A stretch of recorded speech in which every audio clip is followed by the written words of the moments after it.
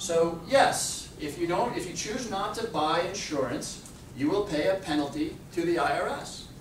You can call that a tax, you can call it whatever you want. The point is, and this is why I don't quite understand why people who are more right-wing don't like that idea, that's all about personal responsibility. Joe, if you got the money,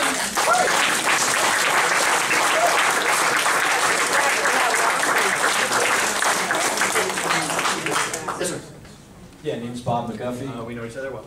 Yeah. When the Constitution was signed, Franklin made a famous quote that said, "It's a republic if you can keep it."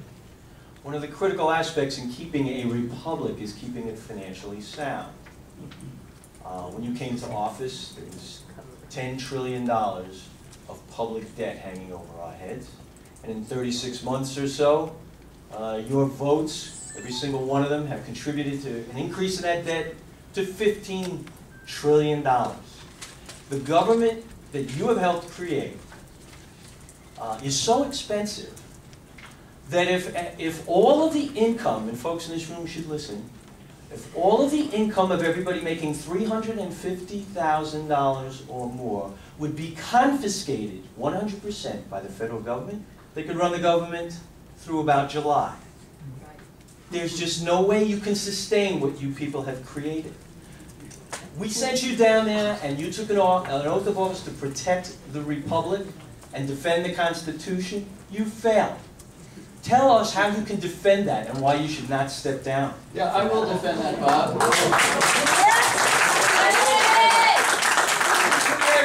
I will defend that, and I will tell you that the very first thing important in a democracy is that we deal in the world of facts and truth.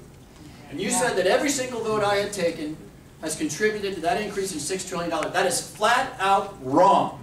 We have the deficit we have today.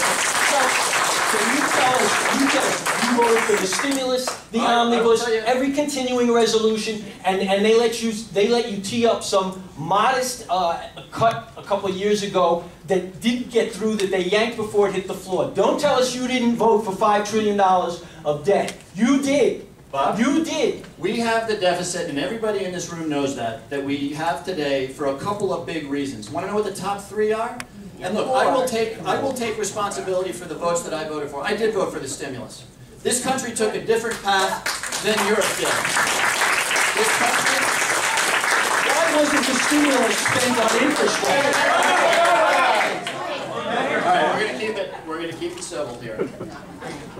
I did vote for the Recovery Act because this country took a different path than Europe did. Europe went hardcore austerity. UK cut their budget dramatically. Greece, other countries cut their budget dramatically. Each and every one of those countries is in recession today. Spain has a 26% unemployment rate. I don't think you want us there. We have a budget deficit today for three main reasons. One, for the first time in American history, ever, when we went into not one but two wars. Yes. We didn't raise taxes to pay for it, we cut taxes. I was not in Congress, that was a Republican policy. Number two, before the 10 trillion, the annual budget deficit was $400 billion. He was lying to me. Easy, folks. Listen. The tax code that was created in 0103. The tax code that was created in 0103 is the tax code that contributes to half of the revenue minus cost expenses today.